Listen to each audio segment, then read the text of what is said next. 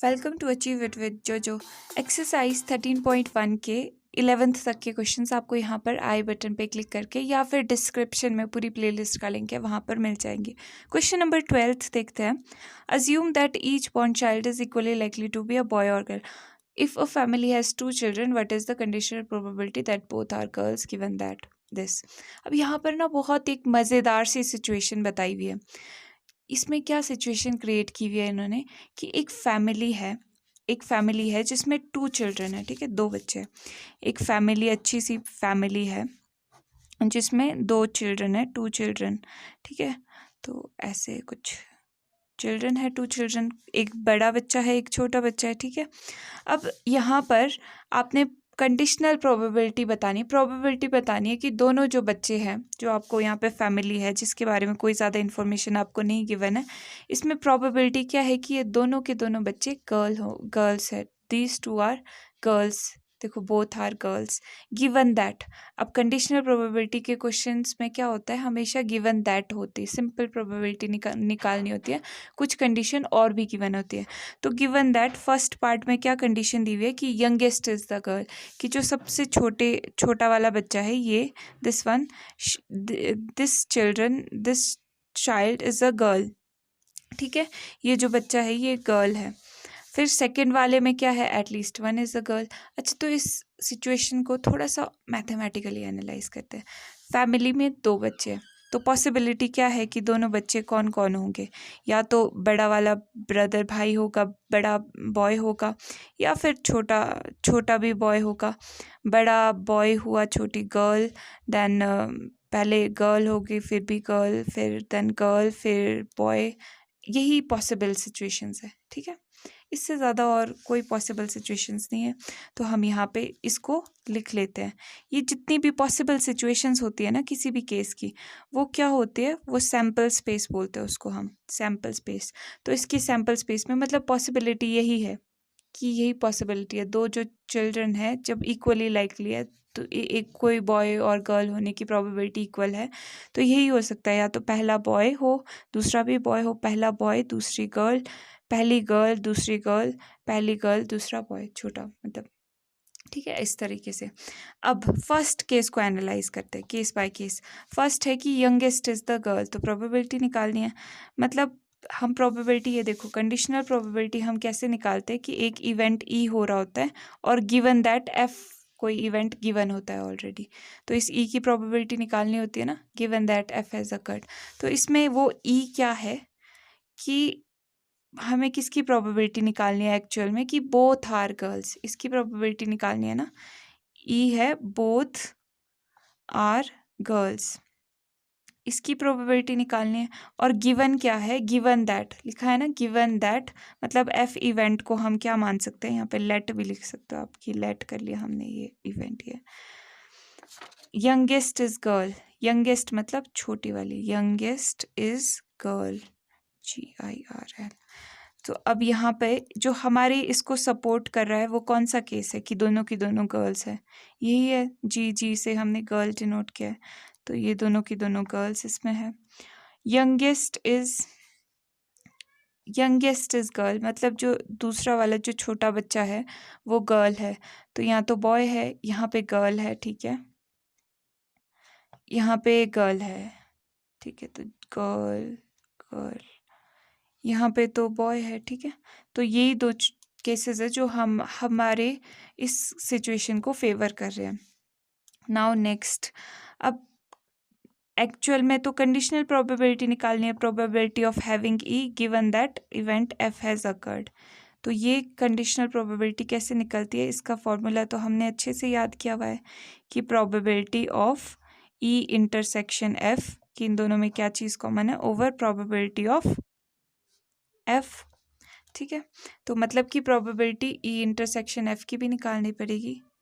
तो ई intersection F मतलब इन दोनों में क्या चीज़ कॉमन है, ई और एफ में। इंटरसेक्शन का मतलब यही है ना कि इन दोनों में क्या चीज़ कॉमन है, तो एक ही एलिमेंट कॉमन है यहाँ पे, तो जी यही वाला एलिमेंट कॉमन है, ये लिख दिया। तो प्रोबेबिलिटी भी अब इजीली निकाल सकते हैं। और किसकी प्रोबेबिलिटी चाहिए, एफ इवेंट की, वो भी लिख लेते हैं। तो एफ इवेंट की प्रोबेबिलिटी क्या होगी, जो सिचुएशन हमें चाहिए उसके फेवर में यही दो केसेस है, यही दो केसेस है आउट ऑफ कितने टोटल 1 2 3 4, यही दो केसेस हमारे फेवर में, यही दो केसेस आउट ऑफ टोटल 4, तो प्रोबेबिलिटी कितनी आ गई 2/4। और यहाँ पर तो सिर्फ एक ही केस है ई इंटरसेक्शन एफ के फेवर में जो आउट ऑफ टोटल 4, तो प्रोबेबिलिटी आ गई। अब यहाँ पे वैल्यूज पुट कर देते हैं। Probability of E intersection F is 1/4 over probability of F is 2/4, 4 से 4 कैंसिल, आ गई प्रोबेबिलिटी 1/2 आंसर। ये था फर्स्ट केस। अब सेकंड केस में भी ऐसा ही होगा। सेकंड वाले में बस ये इवेंट एफ चेंज हो जाएगा, गिवन दैट चेंज हो जाएगा। गिवन दैट यहाँ पे फर्स्ट केस में ये था ना, अब सेकंड केस में ये है। तो ई इवेंट तो सेम ही है कि बोथ आर गर्ल्स, यही फाइंड आउट करना है कि प्रोबेबिलिटी क्या है कि दोनों की दोनों गर्ल्स है, गिवन दैट। अब इस एफ की जगह मैं एच भी लिख सकती हूँ, कोई किसी अलग वर्ड से डिनोट कर लेते हैं, क्योंकि ऊपर एफ का यूज़ तो हमने कर लिया है ना। तो एच क्या लिखे कि at least 1 is a girl. At least का मतलब क्या होता है, at least 1 is a girl. At least का मतलब कि कम से कम एक गर्ल तो हो ही, ज़्यादा से ज़्यादा चाहे 2 हो 3 हो 4 हो चलेगा, पर कम से कम एक तो गर्ल होनी ही चाहिए।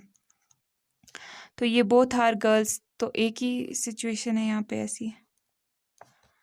और एटलीस्ट 1 इज़ अ गर्ल, कम से कम एक गर्ल है ही। यहाँ पे तो दोनों बॉयज़ है, यहाँ पे एक गर्ल है, यहाँ पे एक गर्ल है, यहाँ पर एक गर्ल है, ठीक है। ये गर्ल, ये भी तो गर्ल है ना, ये बड़ी वाली, ठीक है। तो जी जी जी एंड जी बी ये आ गया। अब प्रोबेबिलिटी निकालने के लिए आसान होगी, हमने पूरी की पूरी सिचुएशन मैथमेटिकली लिख ली है। प्रोबेबिलिटी क्या आती है, E after F has occurred. अच्छा, एफ की जगह यहाँ पे एच है हमने लिखा हुआ, E after event H has occurred, तो probability of E intersection H, क्योंकि यहाँ पे एच है, ओवर प्रोबेबिलिटी ऑफ एच।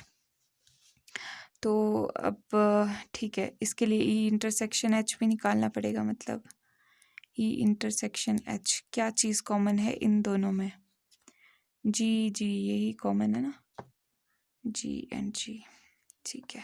तो प्रोबेबिलिटी भी अब इजीली निकल जाएगी इसकी, और साथ में प्रोबेबिलिटी ऑफ एच भी हमें चाहिए यहाँ पे। ओके, तो प्रोबेबिलिटी ऑफ एच क्या निकल जाएगी, 3 ही ऐसे केसेस है जो हमारे फेवर में है, जो हमें सिचुएशन का आउटपुट चाहिए उसके फेवर में है। यही 3 केसेस आउट ऑफ कितने टोटल 4। अब यहाँ पे कितने फेवर में, only 1 case out of total 4, ठीक है। ये इंटरसेक्शन है, चलो ओनली 1 केस फेवर में आउट ऑफ टोटल 4। तो अब ये जब निकाल दिया है तो वैल्यूज पुट कर देते हैं। ये प्रोबेबिलिटी ई इंटरसेक्शन एच की कितनी आई, 1/4 ओवर एच की 3/4, 4 से 4 कैंसिल, आ गया 1/3 आंसर। तो ये भी सिंपल ही क्वेश्चन था, बहुत आसानी से हो गया। एक बार फिर से देख लो, यहाँ पर क्या सिचुएशन थी, एक फैमिली की सिचुएशन थी जहाँ पर 2 बच्चे थे। तो हमें प्रोबेबिलिटी निकालनी थी कि क्या प्रोबेबिलिटी है कि ये दोनों के दोनों जो बच्चे हैं ये दोनों की दोनों गर्ल्स हैं। तो ये हमने सबसे पहले तो सैम्पल स्पेस लिख लिया, सारे पॉसिबल आउटकम्स हमने लिस्ट कर दिए कि पहला बच्चा या बॉय हो सकता है, दूसरा भी बॉय हो सकता है, पहला बॉय दूसरी गर्ल, इस तरह से सारे के सारे। अब जो हमें जिसकी प्रोबेबिलिटी चाहिए थी कि दैट बोथ आर गर्ल्स, ये फाइंड आउट करना था।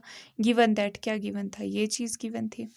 तो probability of event E after F has occurred इससे मिलता था, इसके लिए हमें ये चीज़ भी चाहिए ई इंटरसेक्शन एफ, तो वो भी हमने फाइंड आउट कर ली कि इन दोनों में कॉमन क्या है, ठीक है। और प्रोबेबिलिटी ऑफ एफ भी निकाल दी और आ गया आंसर। फिर यहाँ पर भी सिमिलर केस हुआ। नेक्स्ट क्वेश्चन देखते हैं। क्वेश्चन नंबर 13 पे पूछा है, an instructor has a question bank consisting of 300 easy true false question, 200 difficult true false question.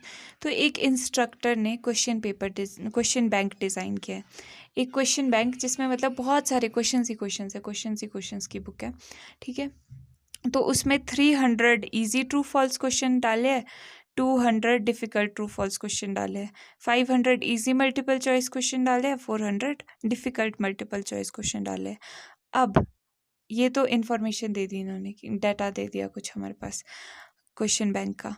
If a question is selected at random, इस क्वेश्चन बैंक में से हमने एक क्वेश्चन पिक कर लिया, ठीक है, एक क्वेश्चन चूज़ कर लिया और रैंडमली चूज़ किया है, मतलब हमने ऐसी बुक खोल दी क्वेश्चन बैंक की और रैंडमली चूज़ कर लिया जो भी क्वेश्चन आया, ठीक है। From the question bank what is probability that it will be as easy question. तो अब इसकी प्रोबेबिलिटी क्या है कि इजी क्वेश्चन आएगा, given that it is a multiple choice question. इतना आपको बता दिया है कि हाँ, ये जो आपने बुक का वो पेज खोला है ना, ऐसे ही खोल दिया है, वो मल्टीपल चॉइस क्वेश्चन है, ठीक है। पर ये ईजी है कि डिफ़िकल्ट है, ईजी होने की प्रोबेबिलिटी क्या है। तो अब सबसे पहले हम ये जितना भी डाटा है ना, ये मैथमेटिकल फॉर्म में थोड़ा लिख देते हैं कि ये क्या क्या डाटा है, थोड़ा टेबल जैसा बना देते हैं कि 300 इजी ट्रू फॉल्स क्वेश्चन है, मतलब क्वेश्चन इजी और डिफ़िकल्ट टाइप के है। तो यहाँ पे मैं इजी क्वेश्चंस लिख लेती हूँ, यहाँ पर डिफ़िकल्ट लिख लेती हूँ। फर्दर ट्रू फॉल्स टाइप के क्वेश्चन है, तो यहाँ पे ट्रू फॉल्स लिख लेती हूँ, इजी वाले यहाँ पे लिख दूँगी और डिफ़िकल्ट वाले यहाँ पे, और मल्टीपल चॉइस क्वेश्चंस है। तो अब देखो क्या दिया हुआ है कि 300 इजी है ट्रू फॉल्स और 200 डिफ़िकल्ट है, 500 इजी एमसीक्यू है और 400 डिफ़िकल्ट है, 500 इजी और 400 डिफ़िकल्ट, ठीक है। बस इतनी इन्फॉर्मेशन है। अब प्रोबेबिलिटी में हमें हमेशा टोटल का भी पता होना चाहिए, तो टोटल भी यहाँ पे लिख देती हूँ दोनों तरह से। टोटल ट्रू फॉल्स कितने हैं, 300 + 200 500 ट्रू फॉल्स है टोटल। एमसीक्यू कितने हैं टोटल, 500 + 400 900।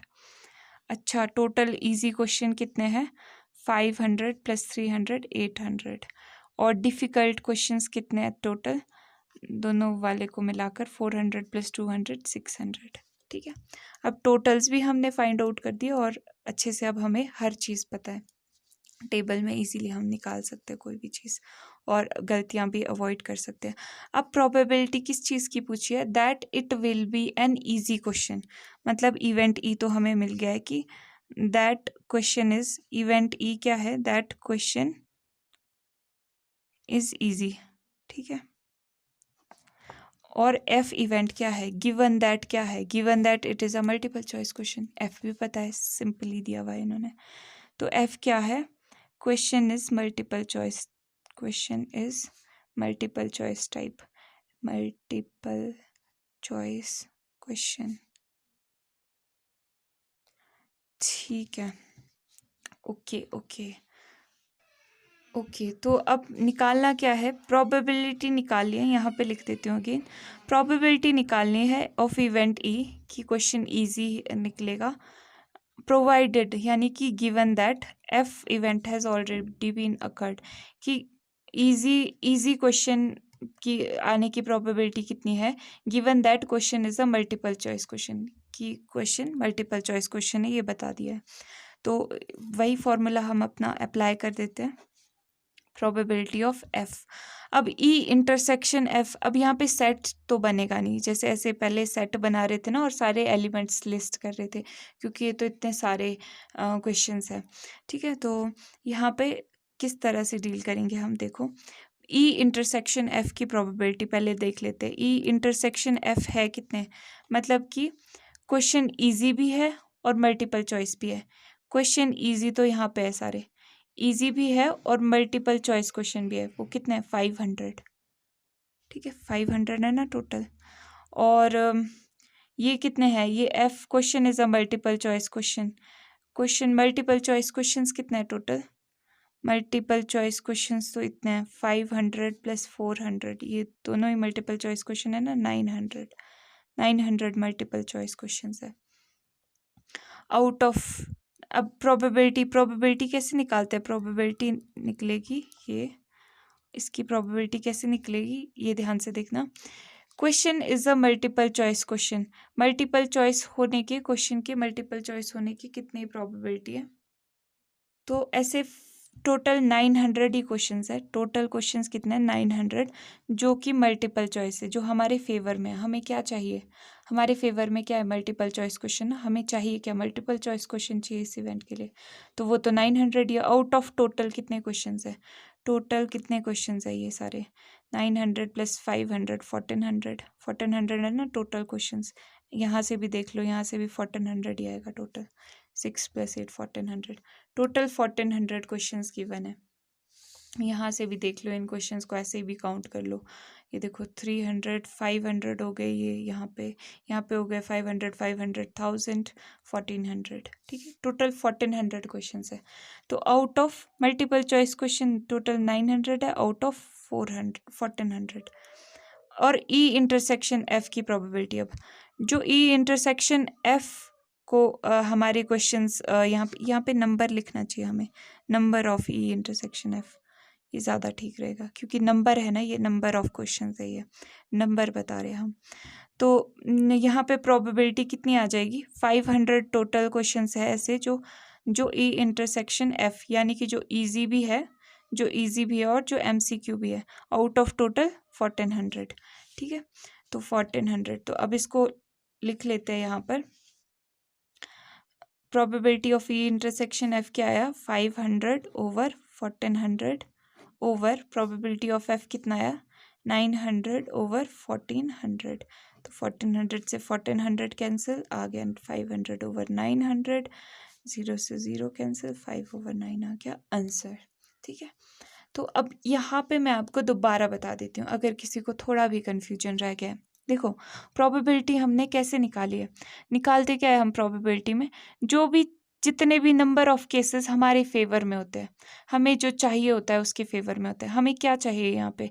ये क्वेश्चन एक मल्टीपल चॉइस क्वेश्चन हो, तो उसके फेवर में मल्टीपल चॉइस क्वेश्चंस कितने हैं यहाँ पे? देखो 500 और 400, चाहे वो ईजी है चाहे वो डिफिकल्ट है, पर हमें सिर्फ मल्टीपल चॉइस से मतलब है यहाँ के लिए। यहाँ पे साफ साफ लिखा है कि multiple choice question.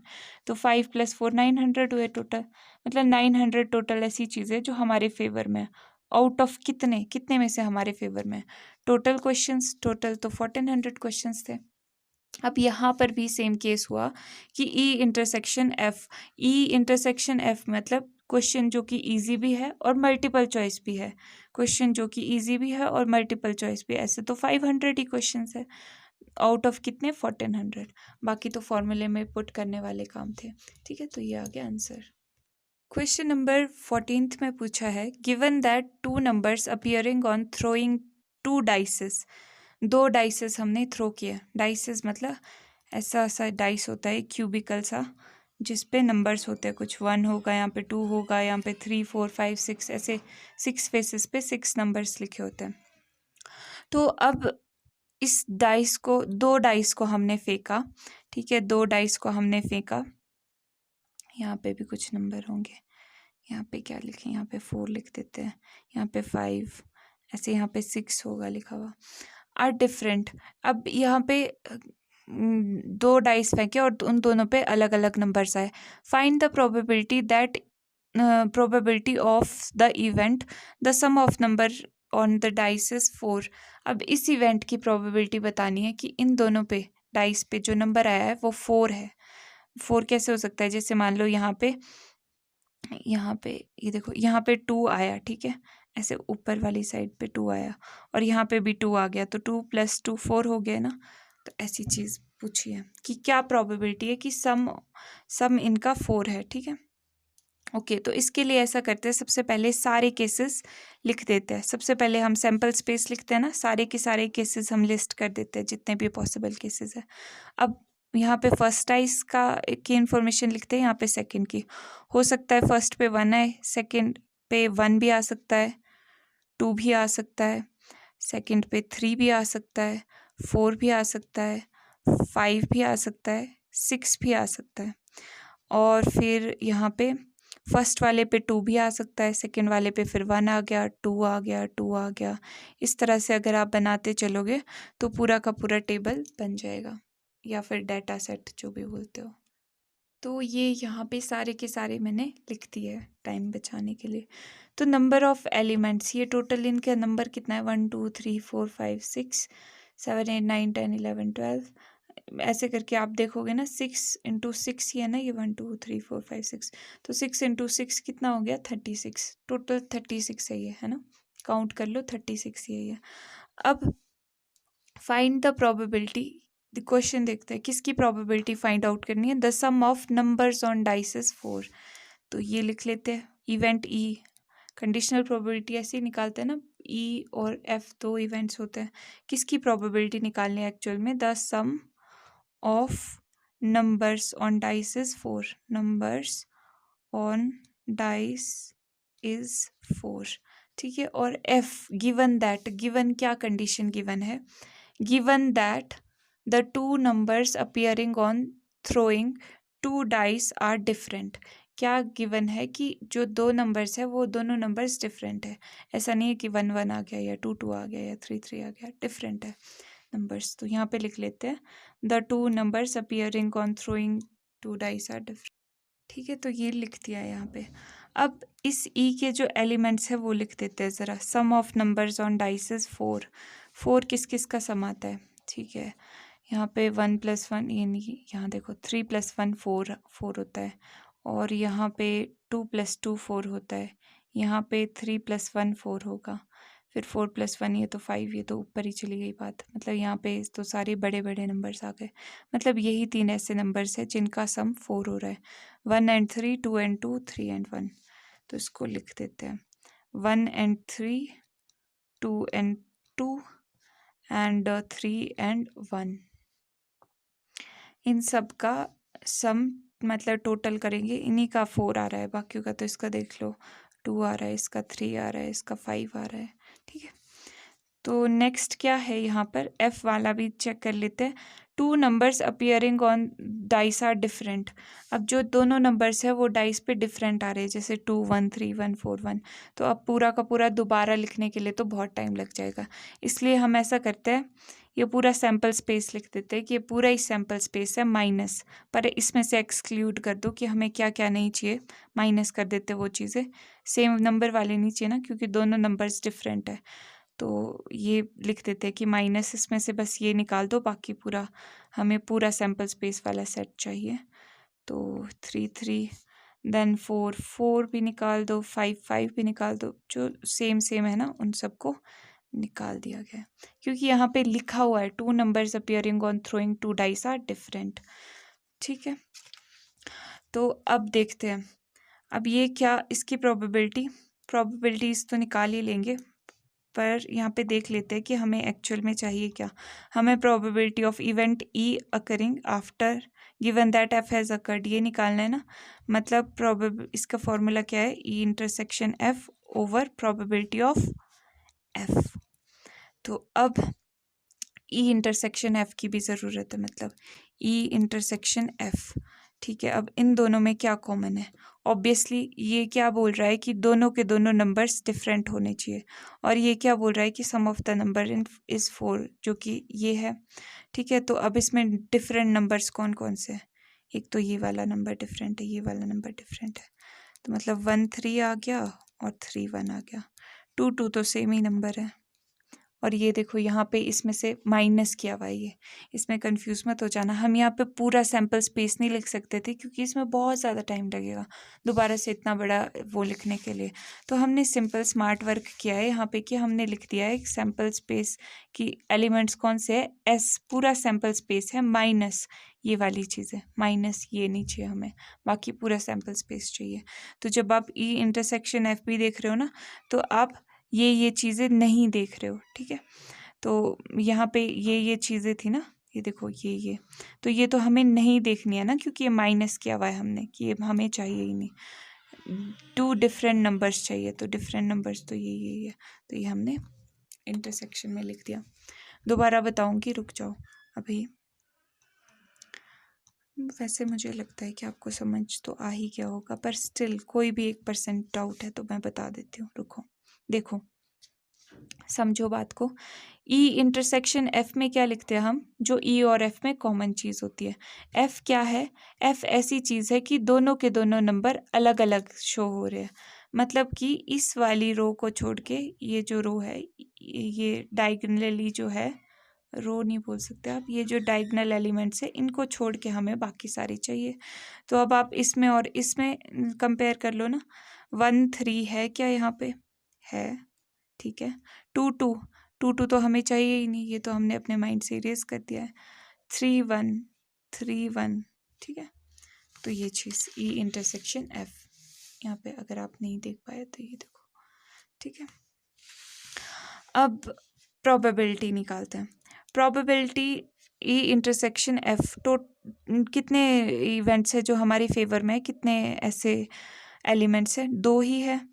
Out of कितने? आउट ऑफ टोटल ये सारे के सारे कितने? 36 है ये सारे, आउट ऑफ टोटल 36। अब इसमें कितने फेवर में हमारे? अब इसमें आप काउंट कर लो, ये वाली जो हमने इग्नोर की है ये वाली लाइन, क्योंकि इसमें सेम सेम एलिमेंट्स थे, बाकी सारे काउंट कर लो।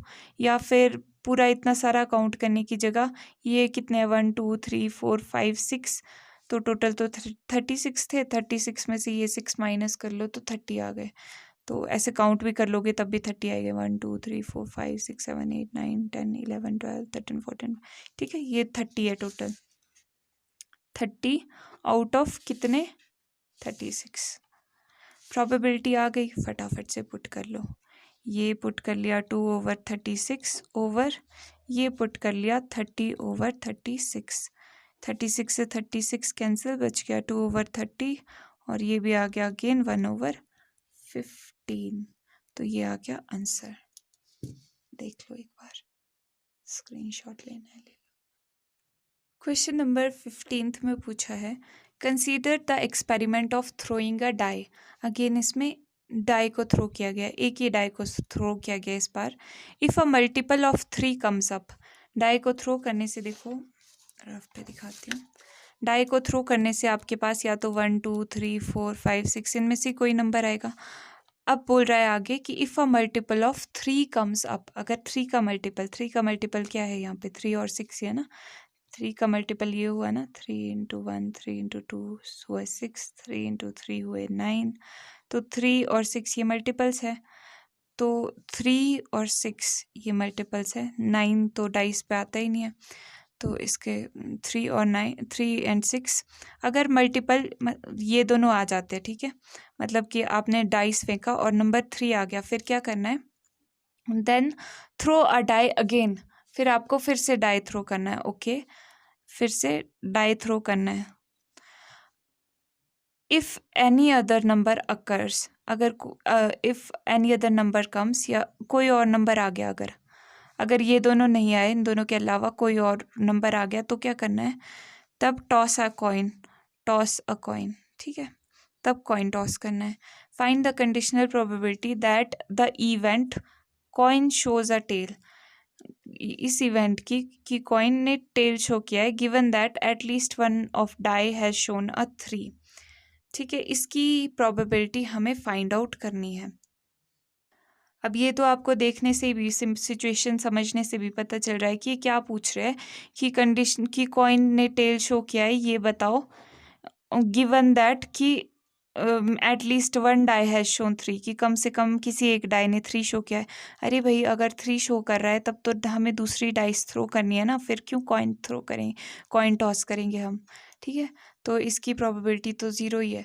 पर देखते हैं कि हमारे क्वेश्चन में जो हम प्रोबेबिलिटी का कॉन्सेप्ट लगाएंगे तब भी सेम चीज़ आती है कि कुछ डिफरेंट आता है, ठीक है। तो देखते हैं, इसका सैम्पल स्पेस लिख लेते हैं सबसे पहले, सारे possible outcomes. Experiment of throwing a die if a multiple of 3 comes up, तो 3 का मल्टीपल वाला केस पहले देख लेते हैं। 3 का मल्टीपल यानी 3 एंड 6, तो 3 वाला केस देख लेते हैं। 3 के बाद हमें डाई थ्रो करनी है ना अगेन, तो अब दूसरी बार थ्रो करेंगे तो 1 2 3 4 5 6 कुछ भी आ सकता है। तो 1 भी आ सकता है, 2 भी आ सकता है, 3 भी आ सकता है, 4 भी आ सकता है, 5 भी आ सकता है, एंड 6 भी आ सकता है। और दूसरा मल्टीपल ऑफ 3, एक और मल्टीपल ऑफ 3 भी बोला है ना। सारे मल्टीपल, 3 को तो हमने कवर कर लिया, अब 6 को कवर करते हैं। अगर 6 आता है पहली डाइस पे तो अगेन हमने डाइस थ्रो करना है, और दूसरे पे 1 2 3 4 5 6 कुछ भी आ सकता है।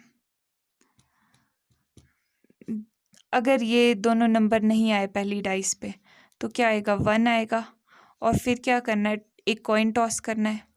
कॉइन टॉस करने पे या तो हेड आएगा या टेल आएगा, ठीक है। फिर 2 भी आ सकता है पहली डाइस पे। अब ये वाले कवर कर रहे हैं अब हम, ये वाले नंबर्स 1 2 4 एंड 5 जो 3 के मल्टीपल्स नहीं है। 2 पे हेड भी आ सकता है, फिर 2 के बाद थ्रो करेंगे, कॉइन टॉस करेंगे तो टेल भी आ सकता है। 3 के बाद कॉइन टॉस करेंगे तो हेड टेल कुछ भी आ सकता है। देन 4 पे भी नहीं, 3 पे क्यों आएगा भाई, 3 तो मल्टीपल था ना, 3 तो करना ही नहीं है। 3 के बाद तो हमने डाइस फेंकना है। 4 वाला केस था ये, 5 वाला केस होगा अगला। 5 पे हेड एंड 5 पे टेल।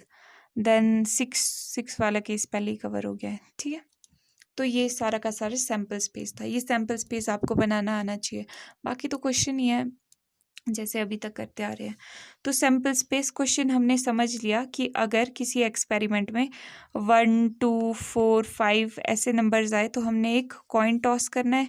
अगर मल्टीपल ऑफ 3 आया, जैसे 3 या 6 आया पहले वाले पे, तो क्या करना है, एक डाइस अगेन थ्रो करनी है। मतलब 1 2 3 4 5 6 आएगा दूसरे पे, इनमें से कोई नंबर आ सकता है, या फिर 1 2 3 4 इनमें से कोई चीज़ आ सकती है, ठीक है। तो ये थे सारे के सारे पॉसिबल आउटकम्स।